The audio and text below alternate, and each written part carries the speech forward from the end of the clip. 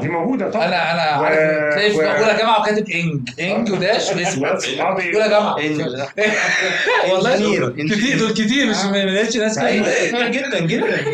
ما دي كلها هو بتصور مسطره كتير يا ابني، عارف في ايه؟ تنطبق على حته أداة. الخصوصيه اللي عندنا. هو اصلا ميكانيكي. طب مستخدم هو ميكانيكي. لا واحد بقى دخل الناس هو مش عارف حاجه. كمل يا جدي معلش. جدي عمال يتكلم واحد من اصلا دعوه.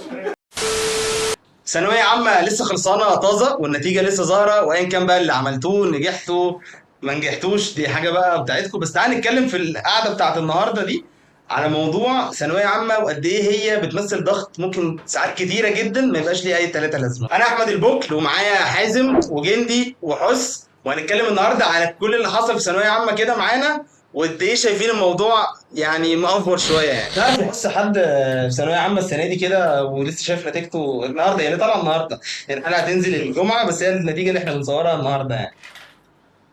في حد قريبنا كده هو مبدئيا علمي علوم، لا حول ولا قوة الا يعني طول السنه بتاع الثانويه العامه دي زويل راح زويل جاي خلاص. بتقول هنا بيذاكر ومش عايزين يسافروا ومش عايزين يقابلونا ومش عارف جاب ايه. كام في الاخر؟ جاب 72. هو ده الدكتور الصح. يا حول ايه بقى تربيه رياضيه بالعافيه يعني. ولا يلحقك.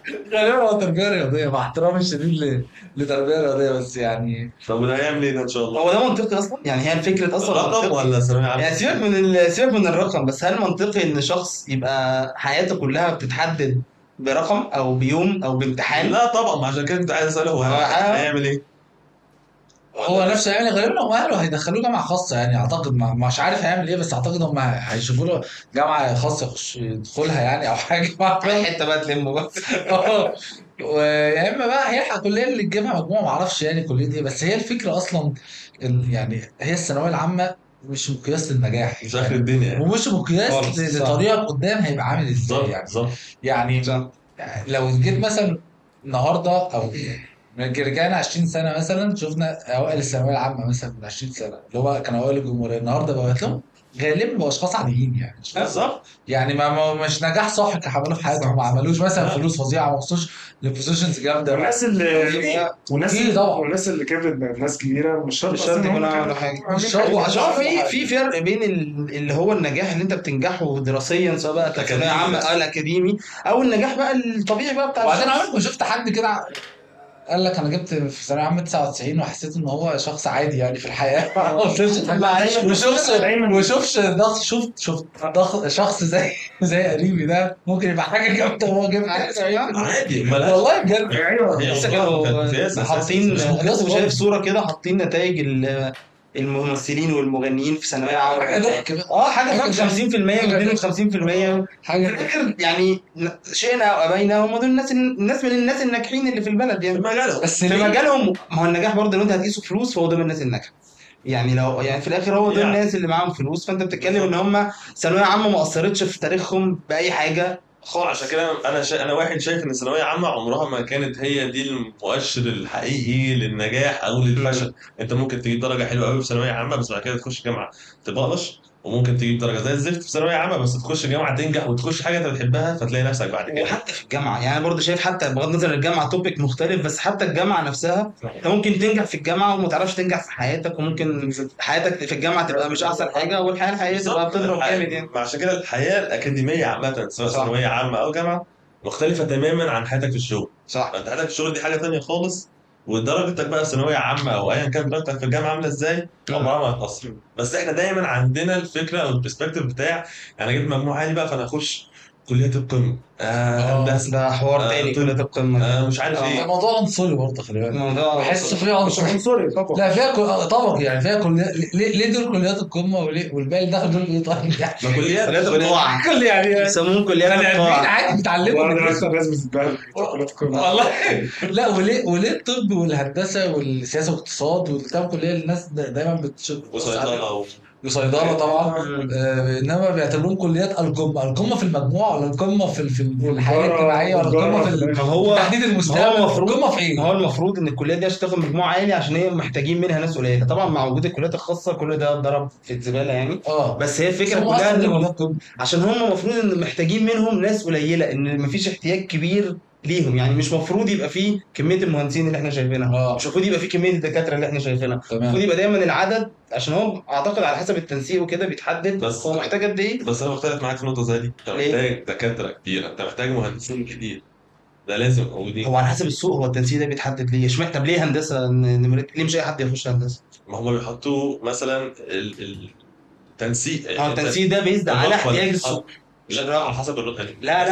لا هو بيبقى على حسب الناس اللي بتقدم. بس في الاخر انا ككليه هندسه انا محتاج السنه دي 3000 شخص. هاخد اعلى 3000. هاخد اعلى بس 3000 دول جم منين؟ جم من فكره ان انا احتياج السوق 3000 السنه دي. مش معرفش بتعمل ازاي برضه، مش داخل في الداينامكس. غالبا هو برضه هو يعني اللي حاطط في منظومه ثانويه عامه هو عنده اعتقاد ان المهندس ما ينفعش يبقى جايب اقل من كده، عشان هو لازم يخش لي بمستوى ذكاء معين.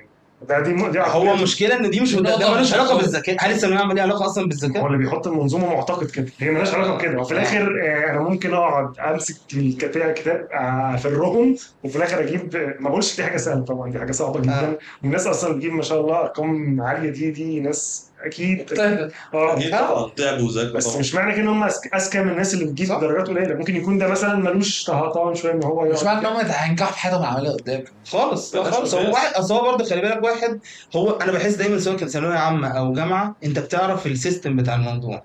لو عرفته هتعرف تجيب درجه كويسه. يعني لو عرفتوا السيستم بقى ان كان بقى انت محتاج مذاكره كتير، السيستم يكون ان انت مثلا محتاج تذاكر بطريقه معينه، تحل امتحانات قديمه، ايا كان السيستم هو ايه، لو انت عرفت تمسك الحته دي هتعرف تجيب درجه كويسه، مع طبعا مجهود كبير. يعني لازم اكيد بيبذل مجهود كبير. بس هي فكره بقى الضغط نفسه بتاع ثانويه عامه. يعني الضغط ان انت متخيل حياتك كلها متمحوره، انا مش عارف هم كام ماده دلوقتي، بس 6-7 مواد مثلا على 6 امتحانات. يعني حياتك هتتغير في شهر بالظبط. في شهر. الضغط ده بيحطوه الاهالي والنظام التعليمي نفسه. الاهالي والنظام النظام التعليمي، لان هو اعتقد ان هو بيبقى فيه استفاده، يعني في بيزنس داير ورا موضوع الثانويه العامه، الدروس والسناتر والكلام ده. حتى من فتره اعتقد ان هو كان في حد من وزير التعليم جه، يعني كان عايز يغير خليها. انا فاكر وانا مش متابع قوي يا جماعه، بس هو تقريبا كان عايز يعمل اوبن بوك وحاجه زي كده. اتحارب الراجل ده بطريقه من الاهالي نفسهم. يعني هو عايز يساعد العيال على فكره والله، غير مفرق الدروس والناس المدرسين اللي هم بيعملوا ارقام جامده قوي بالحاجات ده، بيزنس داير لوحده. وكان بيحاول يقفل السنوات شويه، يعملوا سنتين شويه. الاهالي بقى هم اللي مش عايزينه وبيحاربوه، بيقولوا النظام ده فاشل والعيال مش متعوده حاجه جديده. وعشان دايما في المدرسين طبعا ساعدوه. فواضح ان برضه دايره الثانويه العامه دي بعيدا عن موضوع المجاميع في بيزنس داير منها، وفي مصالح كده بتدور في المدارس وفي المدرسين الجامدين والمافيا والسناتر اللي بتفتح على قفا الحاجات دي والكلام ده كله. فالناس دي مستفيده كل سنه كده برقم معين. حتى تلاقيهم بيبداوا الدروس مثلا من شهر 7 سنه مش عارف ايه سنه. هسيب الواد يسافر انا ما بتلاقيش اماكن بتحجز لا. وبعدين بتلاقي بقى على السنتر كده صوره وعامل بانر كده كان نازل انتخابات، يقول لك وحش الكيمياء ملك التاريخ، وتلاقيه حاطط خوذه ابوه كده بقى على اساس ان هو بقى زي رمسيس ودي والله العظيم بلاقي حاجات كده. انا ماشي كده في الشارع بلاقي بانرز كده متعلقه جهبذ مش عارف ايه، ويقول لك في الهرم روح لفلان ده بتاع الماس. فاهم ايه ده؟ ايه اللي احنا فيه ده يا جماعه؟ وعلى فكره زي ما انت قلت برضه، هي الاهل جزء كبير قوي من ان هو مش عايز الموضوع، هو شايف ان المنظومه كويسه وخلاص. انا مش عايز يجرب فيا. يعني زي ما انت بتقوله ده الاهل ان هم بيقاوموا. انا مش عايز يجرب في عيالي.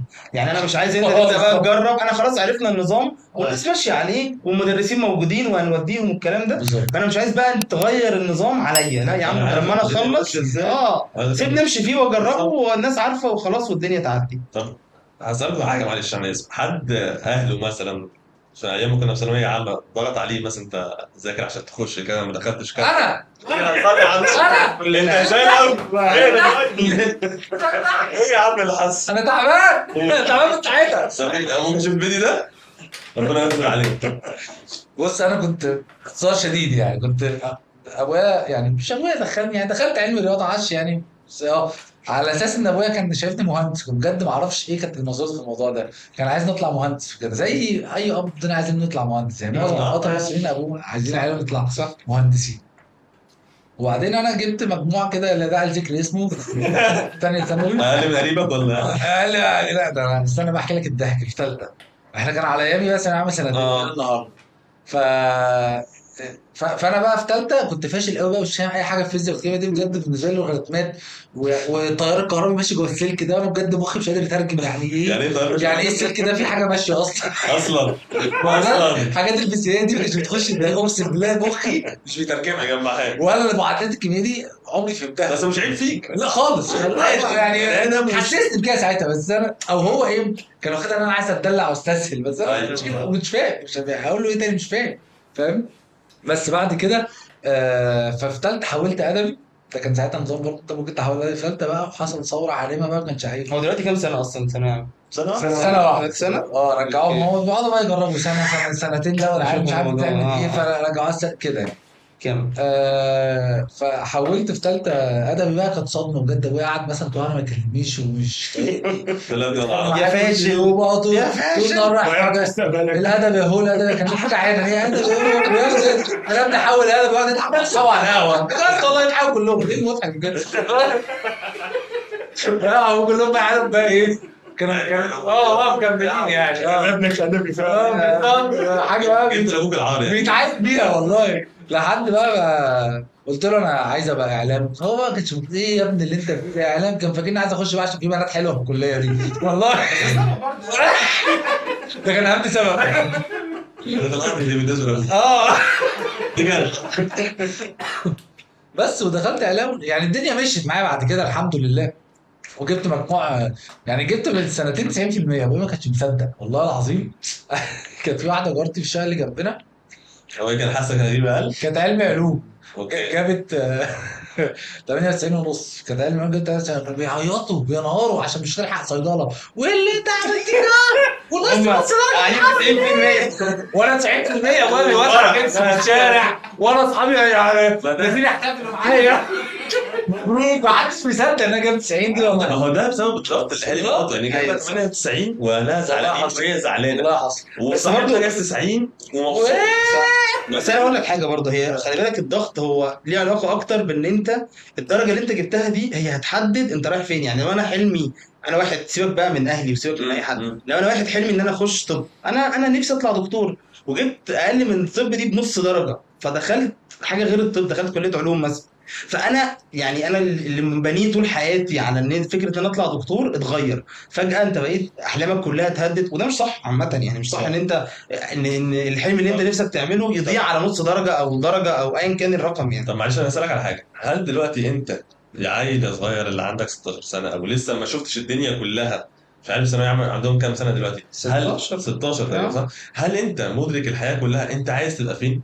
يعني انا مثلا هتكلم مثلا عن نفسي، انا شخصيا انا بحب الماس اخش هندسه، انا علموني كده احب الماس اخش هندسه، فانا بحب الماس من وانا صغير، من ابتدائي واعدادي انا خلاص انا داخل فكره سطحيه، انا هخش هندسه. وبعدين بيبقى جاي من اهلك الموضوع نفسه، يعني بيحس يقول لك انت شكلك بحب الماس يخش الجاره، حاسس كده عامه بحب الماس ده عايز بني ادم يعني الساينس مش التاريخ فدي حاجه انا عمري ما كنت اعرفها من وانا صغير، انا بحب بس اخش هندسه.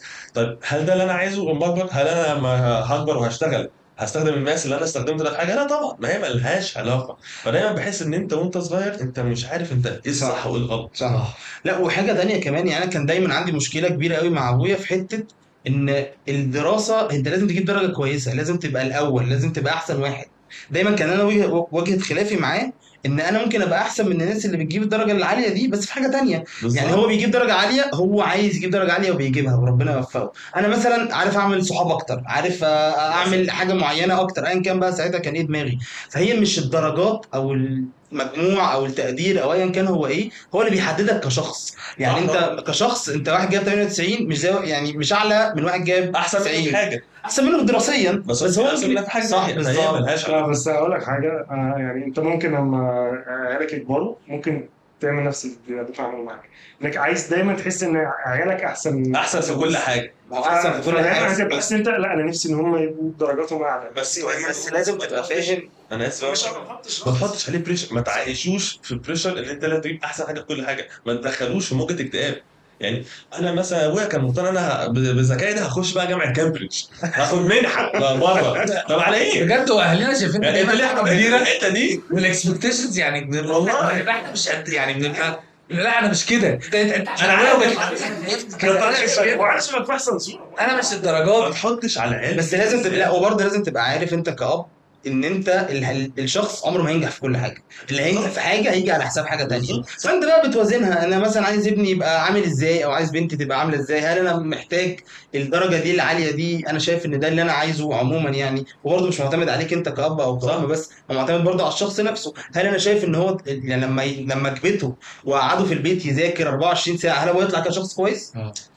مش شرط. في ناس كده، في ناس كده. في حته ونص في حته. كنت بقابل ناس كده في الجامعه، ناس ما شاء الله جايبين بقى 99 وحاجات كده، بس هم اجتماعيا مش احسن حاجه يعني. ايه؟ عشان هو اتقفل عليه شويه، فمش عارف قوي يتعامل، مش عارف يدي وياخد وبتاع يعني، فاهم؟ وبرضه في ناس كانت شاطره جدا في الجامعه وكل حاجه من الاوائل، وفي نفس الوقت اجتماعيين، هم حلفوا يوازنوا الدنيا بس موجودين. يعني انا افتكر واحد في الجامعه اللي انا كنت فيها كان فعلا الدفعه كلها بتحبه وبيساعد الدفعه كلها، وفي نفس الوقت هو دايما من الاوائل. ولدرجه ان احنا بعد ما خلصنا اصلا خالص هندسه جبنا له هديه عشان هو قد ايه هو فعلا قد ايه غششنا. ساعد الدفعه كلها. خلاص هنغشنا بعدين، بس هو قد ايه فعلا كان بيشرح للدفعه كلها فعلا، وكلنا كنا بنحبه وكنا بنفهم منه.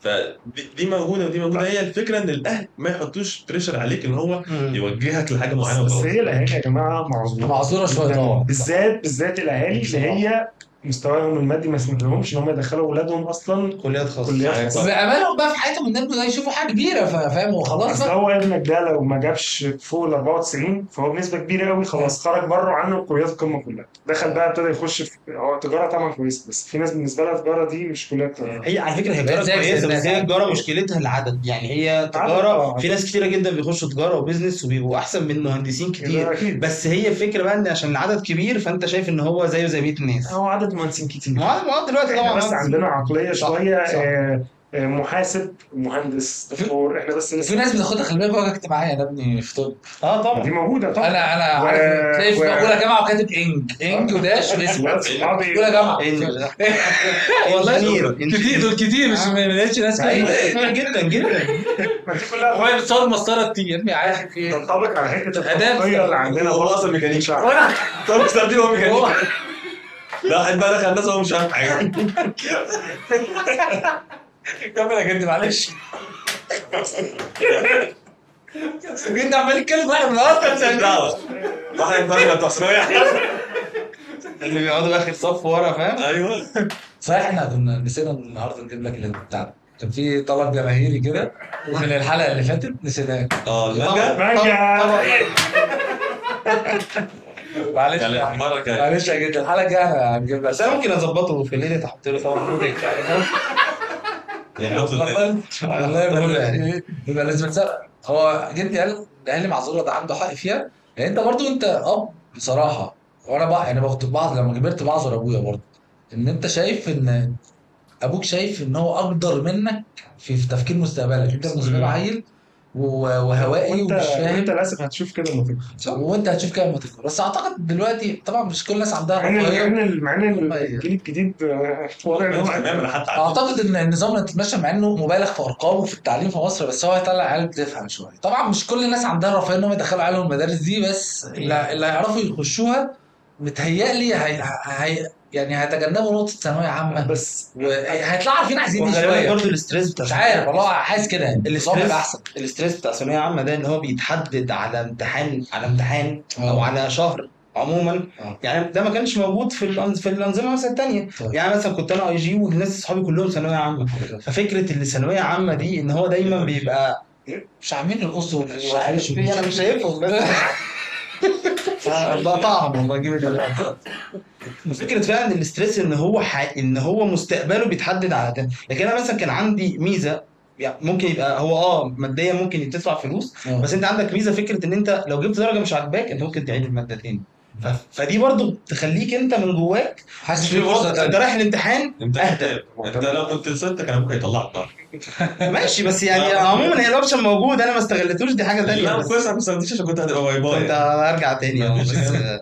بس هل انتوا شايفين لسه ان الاهالي فعلا بتحط بريشر قوي على في طبعا. في زي زمان، ولا الموضوع ابتدى يتغير شويه؟ لا لسه. لسه زي زمان؟ دلوقتي اعتقد جيلنا هيبقى احسن شويه، بس اللي موجودين دلوقتي اللي هم اهالي دلوقتي، العيال عندهم ثانويه عامه الفتره دي، لا لسه انت بتشوف الاهالي لسه عاملين كده. شوف التلفزيون، العيال بتبقى خارجه من المدرسه، العيال مستنيهم بره، اه والعيال خارجه تعيط، والاهالي واللي يغمى بتعيط عليه وما اعرفش ايه، واللي يلطم واللي واخدها بقى شمال خالص، واحنا يلا سيتنا ونروح نحتفل ونجينا.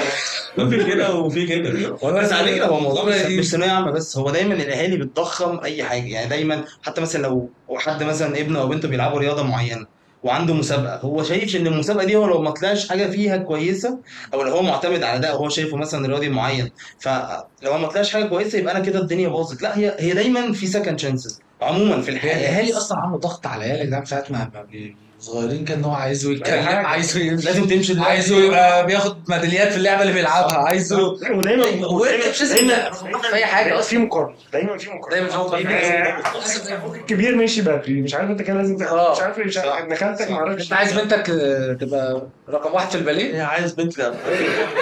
انا شايف ده بقت بلالين عظيمه. خلي بالك. ثانويه عامه، لا هو بعبع جامد قوي طبعا. جامد قوي في حياه اي حد فينا. هو فعلا بيغير، يعني حتى لو انت احلامك دي بنيها وانت صغير ومش فارق، يعني ممكن احلامك دي تبقى غلط، بس في الاخر هي احلامك، يعني هي في الاخر حاجه انت حلمت بيها مثلا 3-4 سنين ان انا عايز ابقى مهندس، جبت درجه اقل واهلك مش قادرين يدخلوك جامعه خاصه، دخلت في حته تانية، هتكون مستقبلك وممكن تنجح وتبقى احسن مليون مره من ان انت مهندس، صح؟ بس في لحظه كده انت شايف الدنيا ان انا كل اللي بحلم بيه خلص، فدي برضو حاجه اكيد محبطه، يعني اكيد مليون في الميه. بس انا مثلا دلوقتي شايف سيناريو كده قدامي، مثلا ان حد دخل طب وطلع التالت على الجمهوريه وراح يتصور والكلام ده، بعدين نزل بقى اشتغل في وحده صحيه وبياخد بقى ارقام ضعيفه، وشاف قدامه لعيب كوره فاهم ما بيعرفش يتكلم كلمتين على بعض، بياخد بقى 30 و 40 مليون في السنه، ده ممكن يحصل له احباط. دي احنا ممكن نسيبها لفيديو تاني، يعني قولوا لنا كده لو الموضوع ده عاجبكم نتكلم فيه في فيديو تاني. ماشي. بس انا بس مهم جدا فعلا عايز اقول حاجه لكل الناس اللي بتتفرجوا، ان ثانويه عامه دي مش نهايه الدنيا خالص، ومهما حصل في امثله كتيره جدا لناس جابت درجات قليله وبقوا انجح بكتير جدا من ناس تانية جابوا درجات عاليه، فهون كده على نفسك وما تقلقش، والدنيا لسه قدامك طويله جدا، وفرفش كده يا عم، احنا لسه قدامك فتره طويله سهله ومش مستاهله. دي حقيقه. مش عايز العالم. بس كده، وقولوا لنا برضو رايكم كده في الكومنتات، عايزين نتكلم في ايه التوبكس اللي جايه، ونشوفكم كده في فيديو جديد. سلام.